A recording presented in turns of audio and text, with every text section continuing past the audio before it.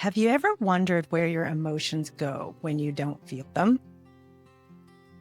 What if your anxiety, tension, pain weren't just physical, but emotional?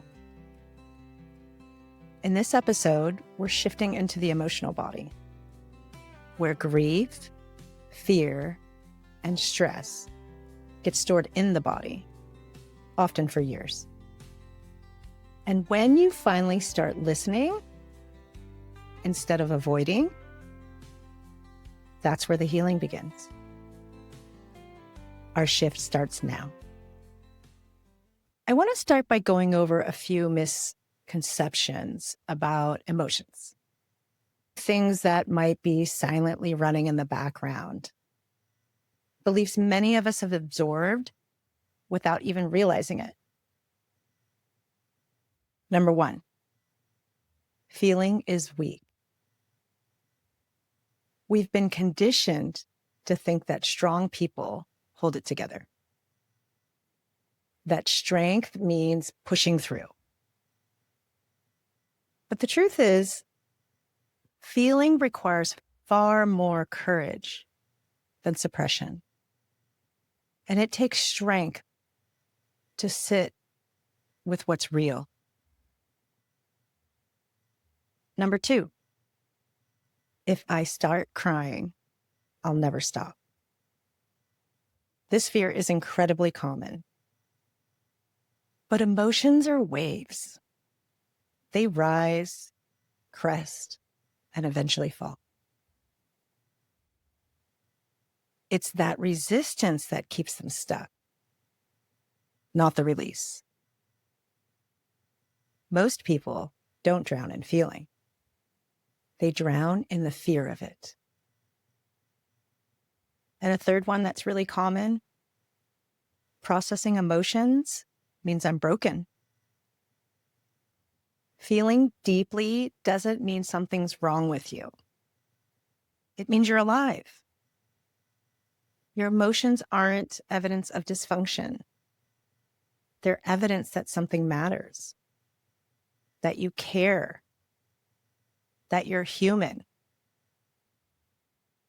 These beliefs might have served us at one point to survive childhood, to make it through trauma, to simply stay afloat.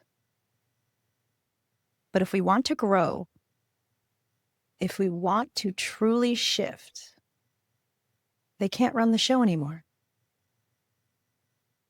By questioning these old beliefs, we make room for a new relationship with ourselves. One built on trust, not fear. So instead of pushing symptoms away or pathologizing them immediately, what if we asked, what are you trying to show me? This body is often the one we skip over. We intellectualize emotions or push through them, but rarely do we slow down enough to be with them. There was a time in my life when I couldn't cry. Not really. Not the kind of cry that lets emotions rise up and move through. And I didn't realize I had shut it down until the moment it broke open. It was nearly 10 years after I had lost my first son to SIDS, sudden infant death syndrome. At that point, I had done a lot of work around healing. I had 2 beautiful children, a full life, and a career I loved. But something in me had gone numb. I had closed the door on a part of my heart that carried grief and sadness. I stayed safe, but I also stayed guarded. Now, I still felt worry. I still had love. But joy never reached its full potential. And underneath it all, I carried a constant hum of fear. The kind of fear that keeps you quietly bracing for impact without even knowing it. Then one night, I was running on the treadmill in my garage, listening to a playlist I had heard 100 times. A Dave Matthews song came on. It was called Some Devil. And as the lyrics played, you said, always and forever. Something inside me cracked open. And I burst into tears, sobbing uncontrollably. I had to stop running. I dropped to my knees on the floor and cried from a place that had been buried for years. And it wasn't just about losing my son. It went further back to my father leaving when I was 3. That little girl had been heartbroken. And somewhere along the way, she learned not to feel too much. Because if you don't feel too much, you can't be disappointed. You can't be devastated. You just keep going. But here's what I've come to understand, both personally and professionally. Emotion is a pendulum. If you want to feel joy, bliss, love, that pendulum has to be able to swing just as far the other direction. Grief, sorrow, rage, heartbreak, they live over on the other side. You don't get to numb one without numbing the other. If your emotional pendulum only swings in a tiny arc, you may not feel the depths, but you won't feel much of anything at all. That moment on the floor wasn't a breakdown. It was a breakthrough. It was the first time I let the pendulum swing freely. And what came after was a return to life, real life. That's the power of the emotional body. It doesn't just hold the weight of what you've been through. It holds the key to what you're ready to feel next. And that's where the healing begins.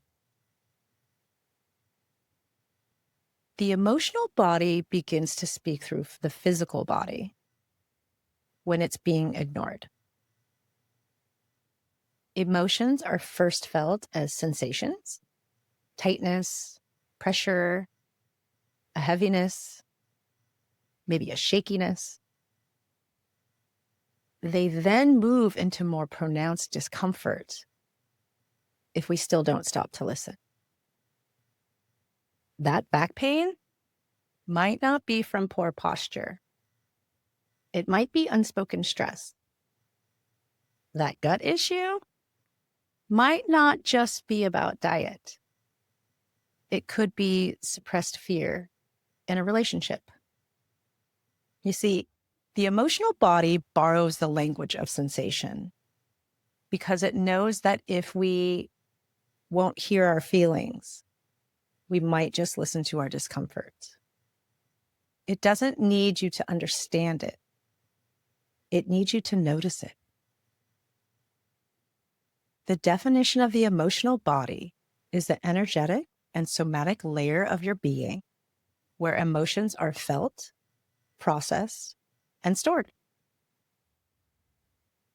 It's how your feelings live in the body, not just as thoughts or moods, but as physical sensations like tension, tightness, shakiness, or heat.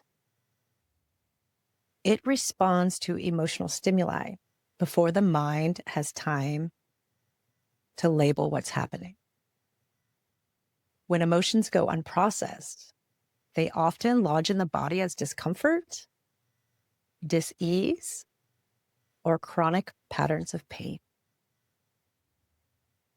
Think of your emotional body like a river. Emotions are meant to move, flowing in, being felt, and then moving out.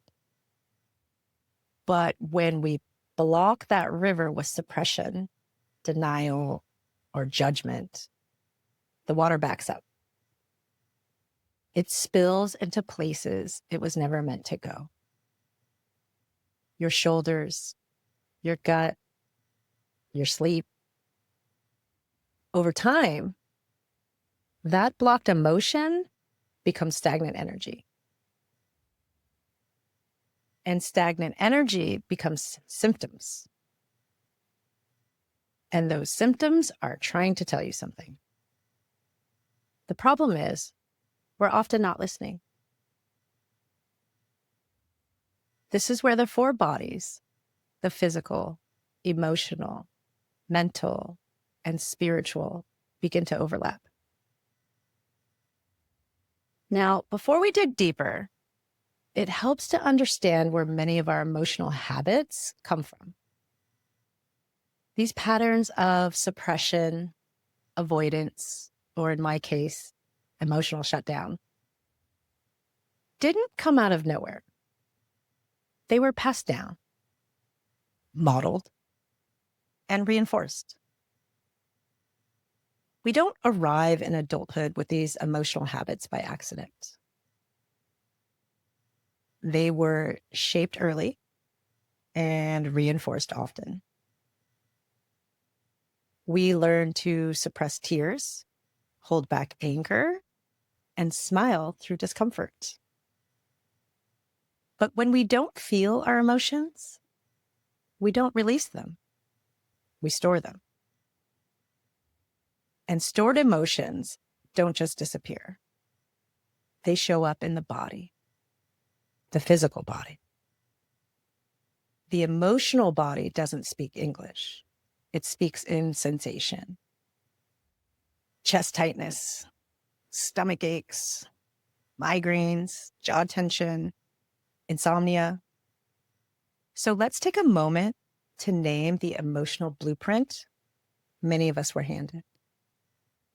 I call it cultural conditioning. We were taught, directly or indirectly, that suppressing emotions made us weak, dramatic, unstable, or unsafe. Whether it was a parent saying, "Stop crying," a teacher ignoring distress, or a religion that rewarded stoicism. We got the message early. Emotion is inconvenient. For many, silencing emotions was a survival mechanism. We held back tears, swallowed anger, and forced a smile in places that weren't safe to be real. But suppressed emotion doesn't disappear. It stores in the body. And the cost of holding it all in is greater than you think. When emotions are unacknowledged, they often show up as symptoms. The tight chest, the migraines, digestive issues, chronic pain. This is the emotional body speaking in the only language it knows: sensation. The body keeps score, and it whispers before it screams. This is where my own clinical experience came into play. I remember first exploring these ideas through You Can Heal Your Life by Louise Hay, which maps emotions to physical locations in the body. At the time, it felt radical, yet completely intuitive.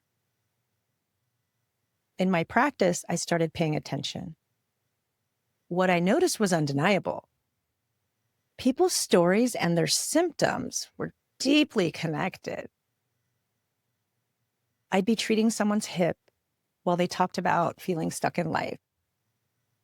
Upper trap pain showed up in those who felt like they were carrying the weight of their families or responsibilities they never agreed to.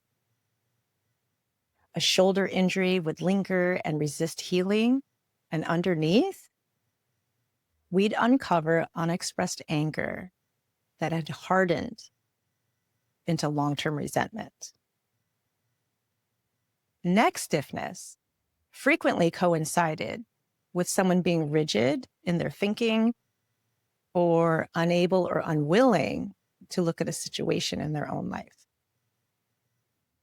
And tight throats almost always represent people who hadn't spoken their truth in years. Low back pain is often associated with money stress. But as I asked what it was with those who are not the primary breadwinners in their family, it told me that it is the unit of measurement of personal worth. Isn't that interesting? Once I began listening, I couldn't unsee it. The body always tells the truth. Over time, I began to notice patterns, how certain emotions tend to settle in specific places. Grief often shows up in the lungs and chest. Anger can grip the liver or the jaw. Fear lives everywhere, but it tends to settle in the gut. Sadness sometimes softens the heart, where shame curls into the spine or the pelvic bowl. These aren't rules. They're just invitations, clues.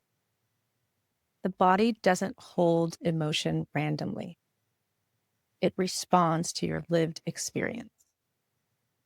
When you tune in to where the tension lives, you begin to decode what it's trying to express. And that's when you begin to respond rather than suppress. The goal of emotional body awareness isn't to fix your feelings. It's to be present with them long enough to understand what they're trying to show you. We've been taught to fear emotions like anger, sadness, or anxiety. But what if these aren't problems to solve? What if instead they are actually messengers to listen to? When you slow down and name what you're feeling without judgment, you begin to create space. Space between you and the reaction. Space to breathe. Space to observe. Sometimes emotional awareness starts small. You notice your jaw clenching before walking to a room. You pause and realize, this is fear. This is resistance. Or something deeper. You don't have to fix it. You just have to feel it. Naming emotions gives them permission to move. They don't need to explode or to be repressed. They just need somewhere to go. And by being able to identify them, acknowledge them, and allow them, guess what? They know the message has been received and they can go. Is this tightness in my chest, anger, grief, or anxiety? Is this stomach tension fear or avoidance?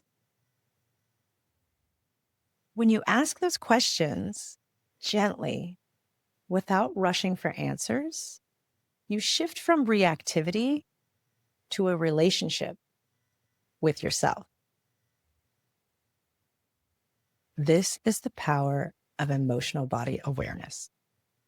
Not solving, not analyzing, just noticing. And in that noticing, everything starts to shift. So let's walk through a few tools that can help you begin to tune into your emotional body. Not to control your emotions, but to give them space to speak. One is the conscious breath. Before you react, pause. Inhale slowly through your nose. Exhale gently through your mouth. That one breath creates space between you and your automatic response. It's a micro moment of awareness. And that's where healing begins. Number 2, for those of you that journal what you feel, not what happened. Skip the story. Instead, write about the sensation. Where is it in your body? What texture, temperature, or shape does it have? This brings you into the present moment and out of emotional looping. And a third really good one is an emotional weather check. Ask yourself, what's the internal forecast right now? Is it foggy, stormy, clear, heavy? Naming the atmosphere without judgment helps you stay present without needing to fix or change it. These are starting points. Not everything will move out at once, but awareness opens the door and trust grows with every check-in. Because when your emotional body feels safe, it begins to speak. If your body could speak without interruption, without fear, what would it say? Where would it point you? What would it ask you to feel? Not fixed, not explain, just feel.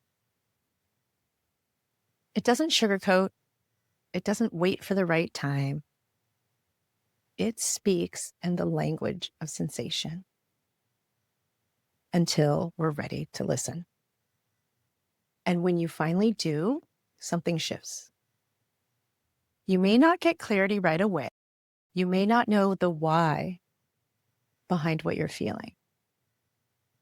But the moment you create space for it, you stop asking your body to carry what your mind is unwilling to hold. This kind of awareness is subtle, but it's also radical. It's saying, I'm safe to feel. I don't need to be afraid of myself. It's reclaiming your full spectrum, not just the light, but the shadow.